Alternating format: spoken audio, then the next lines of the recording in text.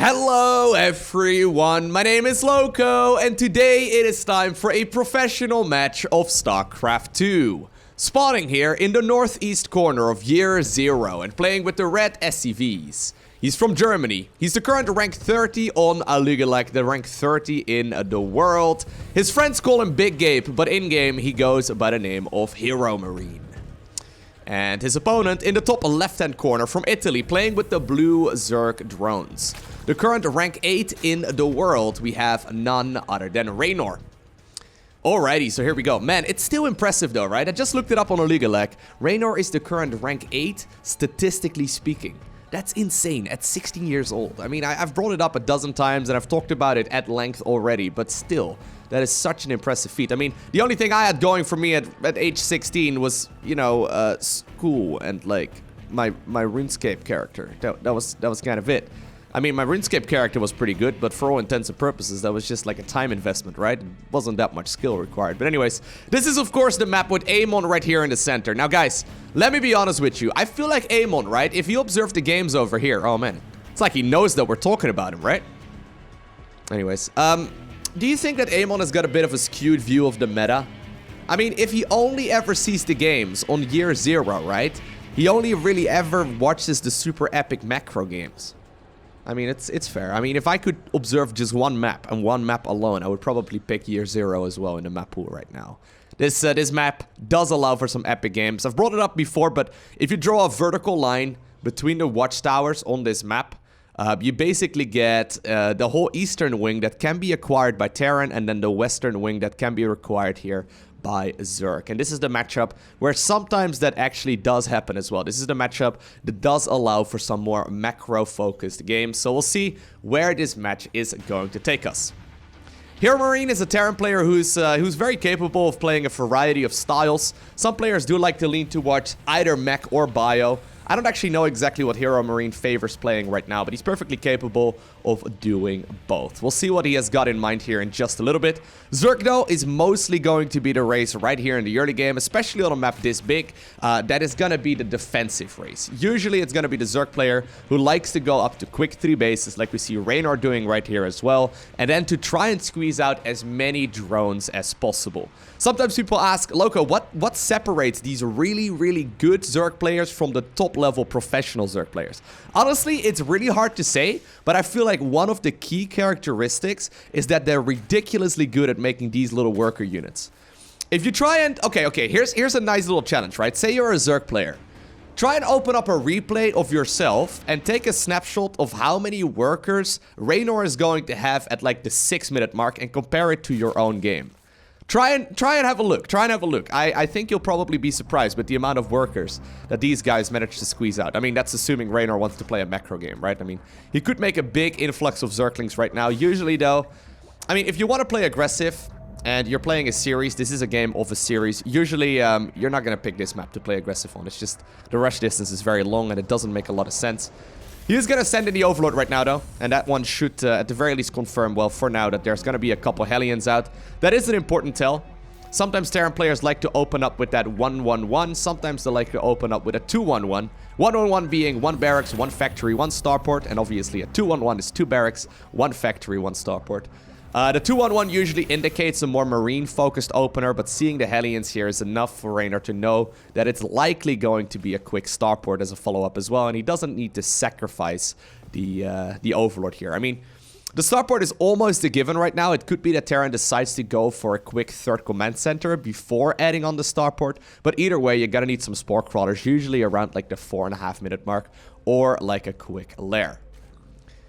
Here we go. A couple of the Hellions are now roaming the map. Zergling's actually slightly out of position, although that may have been intentional. He's going to be able to get this around right there on at least one of them as well, and the second one as well as that Reaper man, the Jetpack Raider, they did end up going down. One drone apparently had to pay the price, but at least it went down for the greater good. But look, 4.5 minutes, usually the time that Zerg wants to get a couple of spores out, just so they are safe against any kind of Banshee, but also, of course, Liberator player. And right now, these Zerglings that are moving across the map are going to confirm exactly what is going on. 4.5 minute 3rd command center here for HeroMarine. That is the gold standard after a 1-1-1. So look, he's got 3 of these unit-producing structures, he's adding on the 3rd command center. He's putting it in a location that's very easy to scout, but this is also gonna complete that wall off that's gonna prevent Zerglings and other units from just simply running into the base. And most of the time, right, this is kind of like a skill check. HeroMarine is just making sure that Reynor is gonna cover all of his tracks.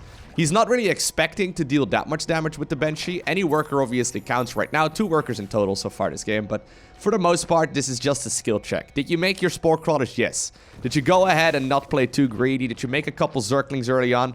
Because if you don't, I'm going to be able to deal a lot of damage with those Hellions. I'm going to be able to deal a lot of damage with that Banshee here as well. Alrighty. Now, I like this a lot. So we see a big group of Marines here, but we also see additional factory production.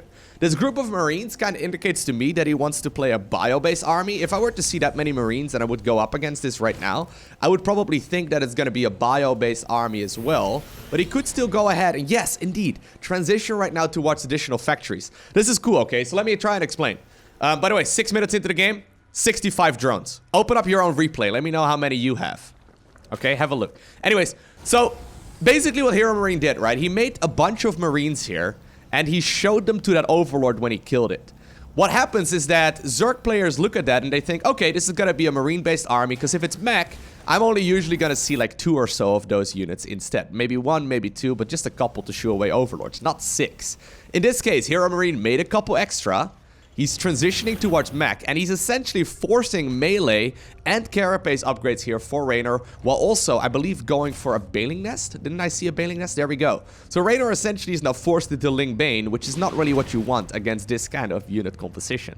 So it's kind of cool. I mean, Reynor, though, I mean, he is a Zerg player who does like going for that Zergling-based army, even against, you know, a Hellion-based one. So we'll see if he's going to be able to figure out what's going on. Judging by the fact, though, that he is getting himself the Roach Warren right now, I think he knows that something is not quite right. Or at the very least, he's not sold on the fact that this is going to be bio, as he does indeed start up the Roach Speed, the Glio Reconstitution, right at this point in the game as well. Very laid-back approach, though, for the most part here from both players, right? We see HeroMarine starting to build up that Cyclone count. So Cyclones are very good at harassing as well as just simply dealing a lot of damage. Historically speaking, mech, Terran mech, that was always required, or especially like back in Brood War, right? It was always that really slow-moving unit composition, that army composition that did a little bit of work later on into the game, but early on it was mostly just about building up that siege tech count. Nice snipe right there on the Banshees. But, for example, Banshees, right, but then also Hellions as well as those Cyclones, they're extremely good at just simply picking up a couple kills here and there. They're really good at harassing. I mean, I guess eventually, right, in StarCraft 1, you would do the same once you get, like, your Vultures out and you could start putting down mines and all that. But for the most part, what used to be an extremely passive unit composition has now turned, at least in Legacy of the Void, into a much more active unit composition here as well. And I love it. The Cyclone right now, actually, for those of you that watched the GSL Super Tournament, you may have seen that Maru decided to actually start playing Cyclones and mech against Protals as well. There's this really sick game, also actually on Year Zero, between Stats and Maru, where Maru decides to start playing mech. Actually, the whole series is pretty good. You should probably go ahead and check it out if you're interested. Basically, while it wasn't very common for Terran players to play mech in the first place, it started becoming a lot more popular in Terran versus Terran, then Terran versus Zerg, and nowadays apparently we can even see it in Terran versus Protals as well. So mech is certainly becoming a unit composition that we see a lot more of so far in 2019. Alright, so Reynor is kind of like throwing every single tech path out there, right? I mean, he's got the Infestation Pit, he's got the Roach Warren, he's got the Baling Nest. Doesn't have a Hydro Den, but he's already going up to a Hive, getting himself to a Spire right now as well. It kind of feels like he doesn't really know exactly what he wants to make, and I guess he knows that he's likely gonna need all of those structures later on as well, so he may as well just pick up all of the structures and all of the tech right at this point, considering his economy is pretty much unharmed. Yes, we did see 12 drones go down, and that's, I guess, a little painful. But losing 12 drones at the 8-minute mark is very different from losing 12 drones at the 4-minute mark. Look at the amount of workers that Reynor still has right now. He's sitting at 86, and he's actually going to start making some static defense right now as well, because he can't actually afford, having that many at this point. I mean, he can, but once you get to a maxed out army, having like 80 to 90 supplies soaked up by just drones is obviously a little bit painful and maybe a little bit too much as well. HeroMarine, though, playing a very passive game here. Considering he seems to be playing that Cyclone Hellion army here, and that, you know, that is what we're seeing from him. And considering I was just talking about how this is a unit composition that allows you to harass a lot more, he has been awfully passive. Alright, Zergling's now being sacrificed. Now, this may seem like a misplay here from Zerg, but he basically wants to get rid of these units and just trade, right? He's got resources. He kind of needs to get something done with the units that he does have. Need to buy some time right here to go up to apparently that Greater Spire. So that's going to be the name of the game right here for Reynor. Greater Spire, of course, very useful when it comes to dealing with mech. It's just that Cyclones are actually surprisingly good at dealing with those kind of units as well.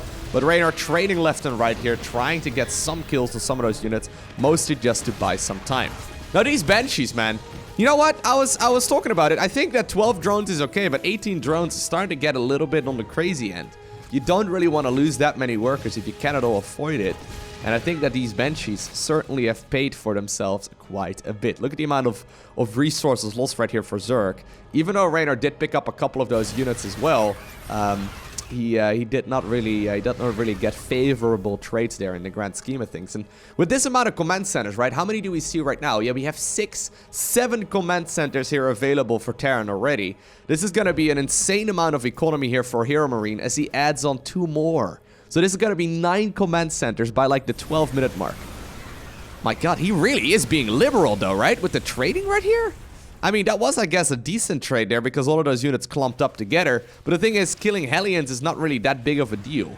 HeroMarine is kind of dropping minerals on Hellions whenever he's got leftover minerals. And he can trade minerals any day of the week. Usually, if you're trading minerals for gas, that's not really something you want to do, right? Like, so basically what happened there, Reynor traded a whole lot of Banelings and Zerglings for just Hellions. That's not really a favorable trade. Usually it's gas that's the limiting factor, I guess, in late game Terran versus Zerg. You need to try and be efficient with that gas count. I guess that's also the reason why we see so many links. Man, he really is going extremely Zergling heavy, right? That's a lot of links. A couple of Banelings right now ready for this round as well. Maybe he wants to set up a bit of a flank. I think he wants to push forward right here and then flank from the side. Oh my god, that was close. The Zerg in me got really excited, but in the end there, well, I guess he's still gonna get some nice explosions there.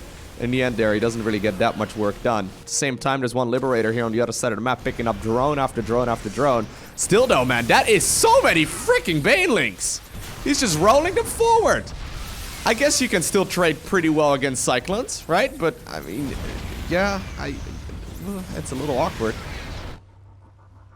A little bit awkward, but I think that was actually a pretty good trade there for HeroMarine, right?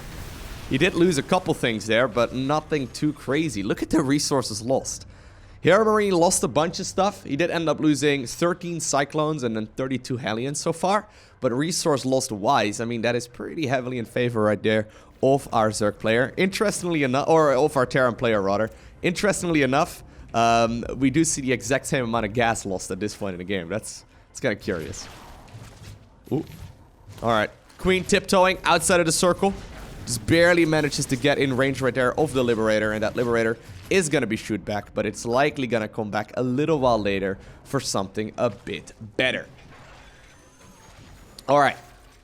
So neither player really wants to play aggressively. And I guess that's kind of like the nature of this map right now. We saw initially when this map first was introduced, the player still wanted to go for timing attacks and stuff. But I guess because it is so large, it's kind of like, you know, very, very wide, I guess. It's difficult to engage. Players really don't want to fight until they are getting close to maxed out armies. That's kind of what we see right here for HeroMarine. Scanning forward, clearing out as much creep as he can. Forcing the engagement right now, right, with those Liberators. And he wants the Zerg to engage in this area. Where those liberation zones are, that's where he feels most safe. But this is giving Reynor a lot of time to set up a massive concave as well. High ground advantage right there, though, for HeroMarine. He's going to be able to get a nice little engagement there. But here we go. Zerg is engaging from every single angle that's possible right now. Corruptors joining the fray as well. A couple of those corrosive biles are going to land on all of those Liberators. The majority of those Hellions and Cyclones are pushed back. And it looks like HeroMarine's position there will be broken. And he actually manages to escape with minimal losses so far. Once again, man, he's trading super efficiently. Alright, raining the corrosive balls, just trying to force this Terran player to back off so these Ravagers can get back to safety. Do we have any Brute Lords yet? Interestingly enough, even though this build seemed to be revolving around rushing the Greater Spire, we haven't really seen a Brute Lord switch just yet. For now, he's mostly just going Corruptors. I guess the Brute Lords is going to be there for snowballing purposes, right? So I think he wants to probably kill these Liberators, shut them down, and then eventually morph in a lot of the Brute Lords and continue that push. Try and continue snowballing here as well. I guess they're also okay with both of them having just this amount of bases. I wonder where the cutoff point is going to be, though, for Reynor, right? So he's given Terran 5 bases here without really being all too aggressive.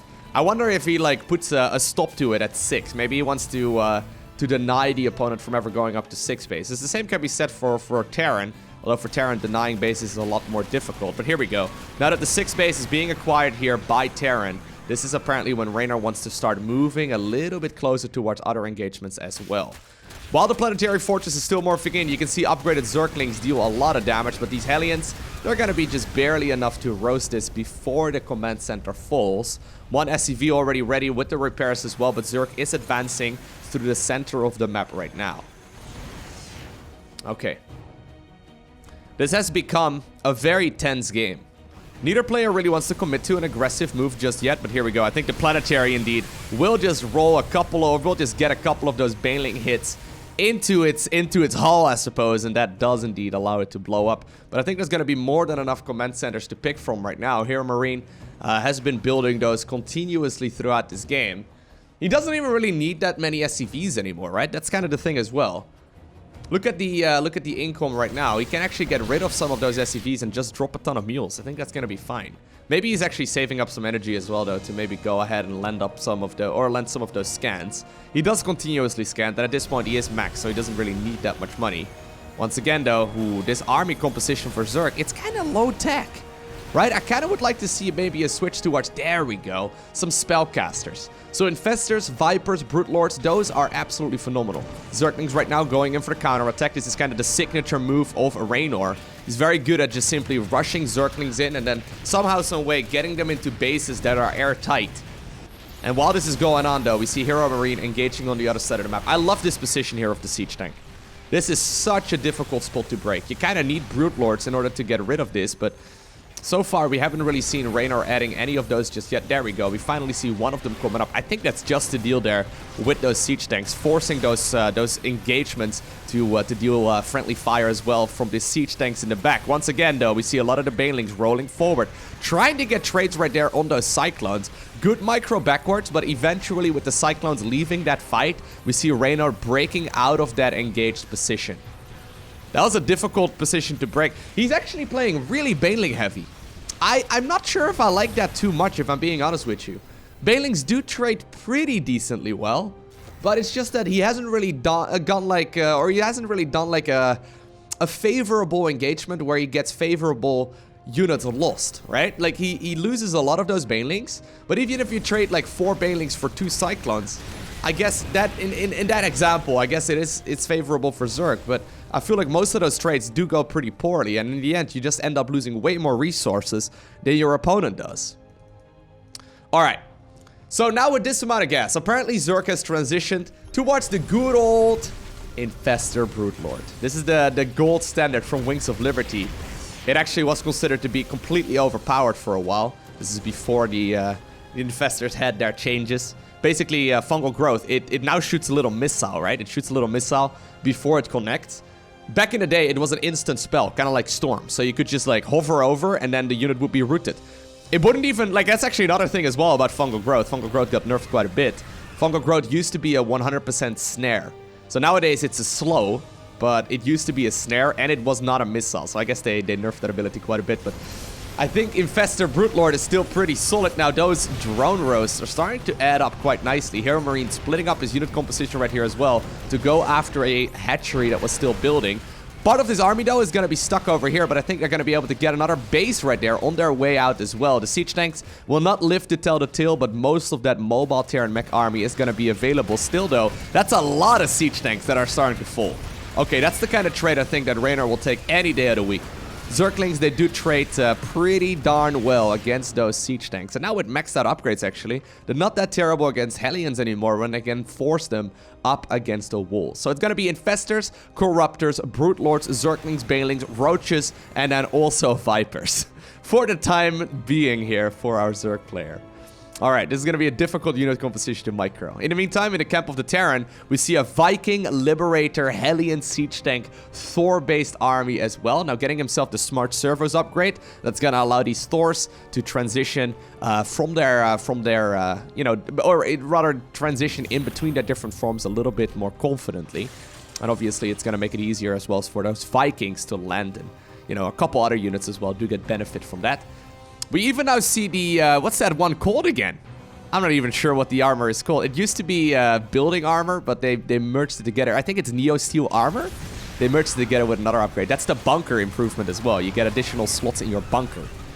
Yes, that is an upgrade that you have in StarCraft. Not that we ever see bunkers in the late game, especially not when Terran is playing mech. But here we go. Big fungal growths are coming up everywhere. A lot of liberation zones are being utilized as well. We see a lot of those infested Terrans landed on the ground. Infested Terrans, anti-air is ridiculous, guys. Look at how much damage they're going to be able to deal. That is going to be the end for all of those air units here for Terran. And I wonder if that is going to be what Reynor is looking for. Maybe he wants to engage forward right now with his army that he's got. The thing is, we found out in a game recently as well that these Thors are actually pretty good against Brute Lords. So, in a recent patch, Thors got up to 11 ranged. So they hit 11 ranged from the ground to the air. However, air to ground of Brute Lords is 10. Now, back in the day, when you would throw Brutelings at a Thor, the Thor would sort of be like shoveled awkwardly in the back, and it would sort of be fighting most of those Brutelings. Nowadays, when the Brutelings are surrounding the Thor will still prioritize hitting that Brute Lord because it's gonna have a bigger range, right? So that's a big change, and that all of a sudden now allows these Thors to actually trade quite well against a Brute Lord-based army. Once again, those Hellions roasting drones left and right, man. It's starting to become a drone barbecue over here. Now, we have been having some nice weather over here in the Netherlands. So maybe it's barbecue weather again, I don't know. Even though these Hellions will not live, they still ended up getting 17 drones for their troubles, and that's a very substantial amount. How many workers gone down actually so far?